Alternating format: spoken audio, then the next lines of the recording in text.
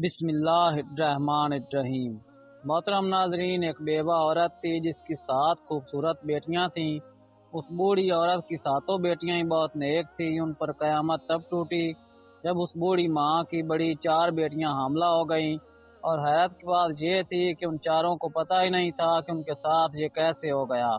اور جب اس کہانی کا خلاصہ ہوگا کہ ان 4 لڑکیوں کو پریگننٹ کرنے والا کون تھا، تو آپ کے پاؤں تلے سے زمین نکل جائے گی۔ قصہ کچھ یوں ہے کہ ایک بادشاہ کا دربار لگا ہوا تھا، اور بادشاہ سب فریادیوں کی فریاد سن رہا تھا۔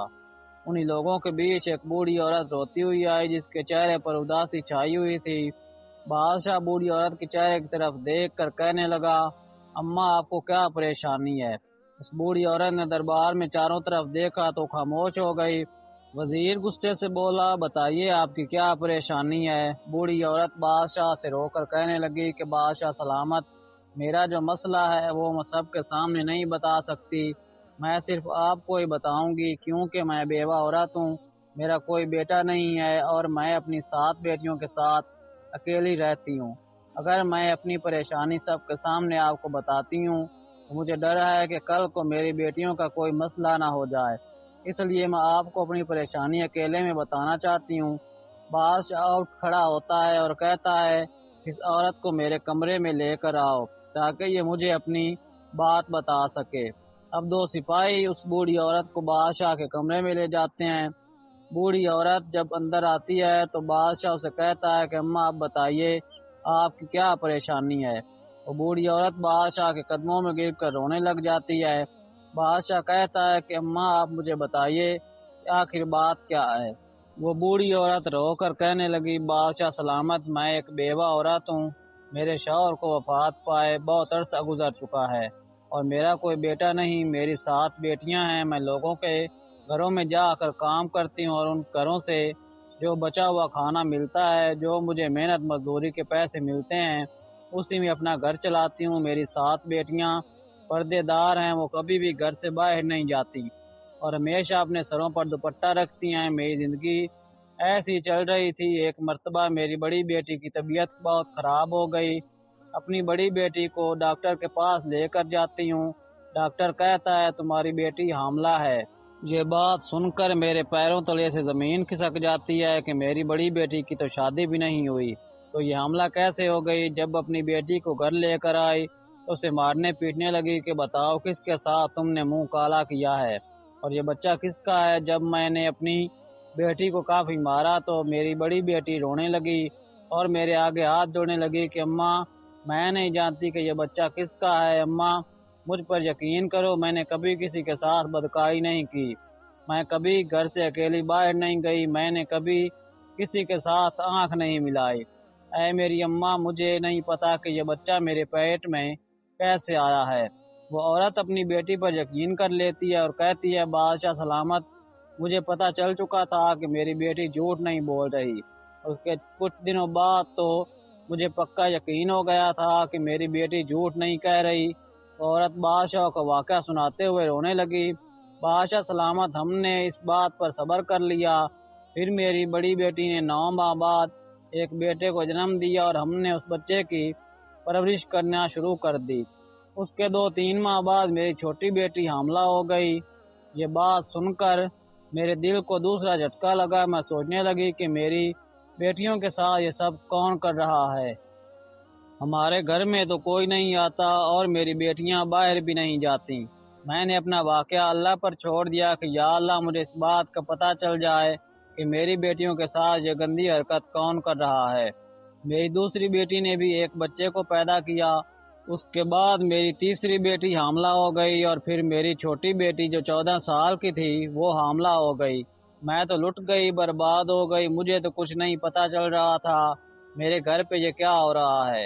اس بوڑھی عورت کا یہ واقعہ سن کر بادشاہ حیران ہو جاتا ہے۔ بوڑھی عورت اپنی کہانی سنا کر بادشاہ کے پاؤں پکڑ لیتی ہے، بادشاہ سلامت، مجھے انصاف چاہیے، مجھے پتہ کرنا ہے کہ میری بیٹیوں کے ساتھ یہ غلط حرکت کون کر رہا ہے۔ بادشاہ کہنے لگا، اماں اب تم گھر جاؤ، اب یہ پریشانی تمہاری نہیں بلکہ میری ہے۔ وہ عورت وہاں سے اپنے گھر چلی گئی۔ بادشاہ نے وزیر کو بلا کر سارا واقعہ بتایا۔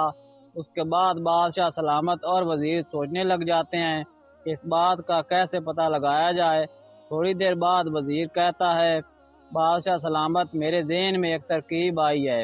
بادشاہ کہتا ہے، جلدی بتاؤ کون سی ترکیب ہے؟ وزیر کہتا ہے، بادشاہ سلامت، دیواروں کے بھی کان ہوتے ہیں، اس لیے میں آپ کے کان میں یہ بات بتاؤں گا۔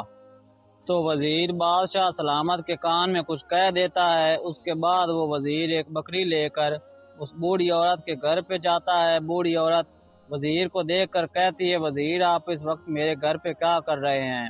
وزیر بولا کہ جو پریشانی آپ بادشاہ سلامت کو بتا کر آئی ہیں، اس بات سے بادشاہ سلامت بہت ہی پریشان ہیں۔ بوڑھی عورت بولی کہ آپ کے ہاتھ میں جو بکری ہے، آپ اس کا کیا کرو گے؟ وزیر بولا کہ آپ مجھے اپنے گھر کے اندر آنے دیجئے، اس کے بعد میں آپ کو بتاؤں گا۔ وزیر بوڑھی عورت سے کہنے لگا، آج ہم اس بکری کا چارہ بنا کر اس درندے کو کھلائیں گے، بس تم لوگ کچھ بھی مت بولنا اور چپ کر کے دیکھتے رہنا کہ وہ درندہ کیسے پکڑا جائے گا۔ اس لیے آپ تمام لوگ آرام سے سو جائیے گا۔ اگر ہمارا یہ کام کامیاب ہو گیا تو پتہ چل جائے گا کہ وہ درندہ کون ہے۔ اس کے بعد وزیر اس بکری کو لے کر گھر کی چھت پہ چلا جاتا ہے اور گھر کی چھت پہ اس بکری کو باندھ دیتا ہے اور پھر چپ کر کے اس گھر سے باہر چلا جاتا ہے۔ اور وزیر جاتے ہوئے اس بوڑھی عورت اور اس کی بیٹیوں سے کہتا ہے کہ آپ لوگ آرام سے سو جائیے گا، یہ مت سوچیے گا کہ آپ لوگوں کو کسی طرح کا کوئی نقصان پہنچے گا۔ اور وزیر 2 سپاہیوں کی ڈیوٹی لگا دیتا ہے کہ اس بوڑھی عورت کے گھر کے آس پاس پہرا لگاؤ۔ وزیر بوڑھی عورت اور ان لڑکیوں کو تمام بات سمجھا دیتا ہے کہ تمہارے گھر میں ایسی کوئی بھی آواز نہیں آنی چاہیے جس سے پتہ چل جائے کہ ہم نے جال بچھایا ہوا ہے۔ اس کے بعد وزیر بادشاہ کے پاس محل میں چلا جاتا ہے۔ بادشاہ وزیر سے کہتا ہے کہ وزیر تم نے اس بکری کو ویسے ہی پہنچا دیا ہے جیسے ہم چاہتے تھے؟ تو وزیر بولا کہ جی بادشاہ سلامت، میں نے اس بکری کو وہیں پر باندھ دیا ہے اور اپنے مقصد کے مطابق میں سارا کام کر آیا ہوں۔ وزیر کہنے لگا کہ بادشاہ سلامت اب آپ سو جائیے۔ بادشاہ کہنے لگا کہ میں کیسے سو سکتا ہوں جب تک میں اس ظالم شخص کو پکڑ کر اسے سزا نہ دے دوں۔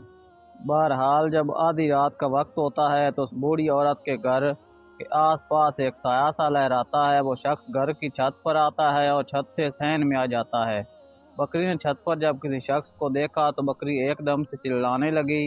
آدھی رات کا وقت ہو چکا تھا، ہر طرف سناٹا چھایا ہوا تھا اور آدھی رات کو بکری کی آواز دور تک گونج رہی تھی۔ جو سپاہی چھپ کر پہرا دے رہے تھے ان لوگوں کو بکری کی آواز سنائی دی۔ ان لوگوں کو پتہ چل گیا کہ گھر میں کوئی داخل ہو چکا ہے۔ بکری کو چھت پر باندھنے کا مقصد یہی تھا کہ اس گھر میں جو کوئی شخص بھی آئے گا بکری اس کو دیکھے گی اور بولنے لگے گی۔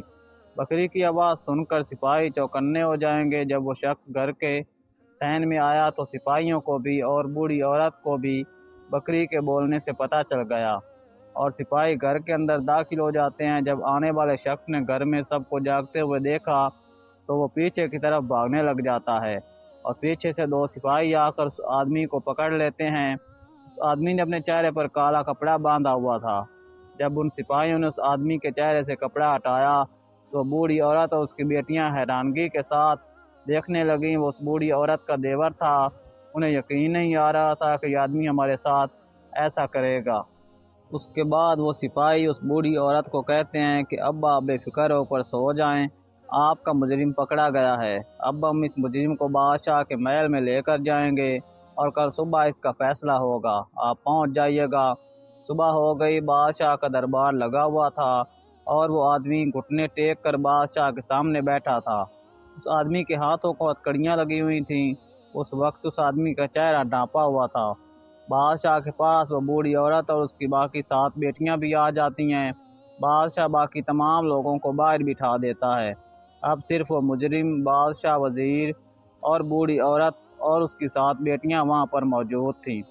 بادشاہ کہتا ہے اس آدمی کے چہرے سے نقاب ہٹایا جائے تاکہ میں بھی تو دیکھوں کہ میری سلطنت میں اتنی ہمت کس کی ہو گئی جو اس مجبور بوڑھی عورت کی 4 بیٹیوں کو حاملہ کر دے۔ جب اس کے چہرے سے نقاب ہٹایا جاتا ہے تو وہ بوڑھی عورت قریب آ کر اس کے منہ پر تھوکتی ہے اور کہتی ہے کہ اے درندے انسان، تجھے شرم نہیں آئی؟ میری بیٹیاں تیری بیٹیوں کے جیسے ہیں، یہ تیری سگی بھتیجیاں ہیں، ان کے ساتھ تم نے ایسی گندی حرکتیں کی ہیں۔ وہ شخص کہنے لگا بادشاہ میں ان لڑکیوں کا چچا ہوں، یہ ہمارے گھر کا معاملہ ہے، آپ ہمارے گھر کے معاملے سے دور رہیں۔ بادشاہ اپنی تلوار نکال کر اس کے سر کے اوپر رکھ دیتا ہے اور کہتا ہے سر سچ بتاؤ تم نے ایسا کیوں کیا؟ تب اس شخص کے چہرے پر خوف آتا ہے اور بتاتا ہے بادشاہ سلامت ہم دو بھائی تھے، میرا بھائی مجھ سے بڑا تھا، میرے بھائی کی تو شادی ہو گئی، اس وقت میری شادی نہیں ہوئی تھی۔ میرا بڑا بھائی مجھ سے بہت محبت کرتا تھا، لیکن جب میرے بھائی کی شادی ہوئی، اس کی بیٹیاں ہوئیں، تو میرے بھائی کا دھیان مجھ سے کم ہو گیا۔ میرے دل میں میرے بھائی کے لیے نفرت پیدا ہوتی گئی اور بھائی سے نفرت کے نتیجے میں اپنی بھابھی اور بھتیجیوں سے بھی نفرت کرنے لگا۔ اس کے بعد میرا بھائی وفات پا گیا۔ جب میرے بڑے بھائی کی بڑی بیٹی جوان ہوئی تو وہ بہت ہی خوبصورت تھی۔ میرا دل اس پر آنے لگا تو میں نے اپنی بھابھی سے کہا کہ اپنی بڑی بیٹی کی شادی کر دے، لیکن بھابھی نے میری بات نہ سنی۔ میری بھتیجیاں جوان تھیں، ان کی شادیاں نہیں ہو رہی تھیں۔ جب میں اپنی بھتیجیوں کو دیکھتا تو میرے دل میں گندگی پیدا ہو جاتی۔ میرا دل مجھے مجبور کرتا کہ میری خوبصورت بھتیجیاں ہیں، یہ باہر جائیں گی، ان کی شادیاں ہوگی تو میں خود ہی ان کے ساتھ یہ غلط حرکت کر لوں گا۔ اس کے بعد میرے دل پر شیطان نے قبضہ کر لیا۔ میں ایک حکیم کے پاس گیا اور اسے کہا کہ مجھے کوئی ایسی جڑی بوٹیاں دو جسے سونگھنے کے بعد تمام لوگ سو جائیں اور سو جانے کے بعد کوئی بھی حرکت نہ کر سکیں۔ بس اسی طرح تب سے ہی میں جڑی بوٹیاں لے کر گھر کی چھت کی طرف سے صحن میں آ جاتا اور بھابھی اور اس کی بیٹیوں کو وہ جڑی بوٹیاں سونگھا دیتا۔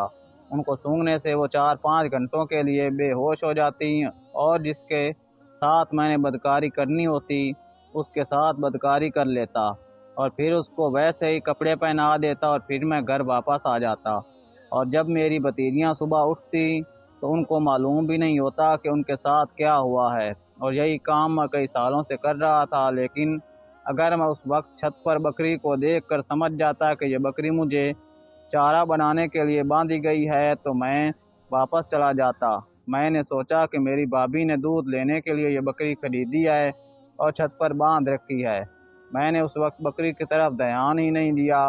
جب اس شخص نے اپنا جرم قبول کر لیا تو بادشاہ وزیر کو اشارہ کرتا ہے۔ وزیر اپنی تلوار نکال کر اس شخص کا سر اس کے دھڑ سے الگ کر دیتا ہے۔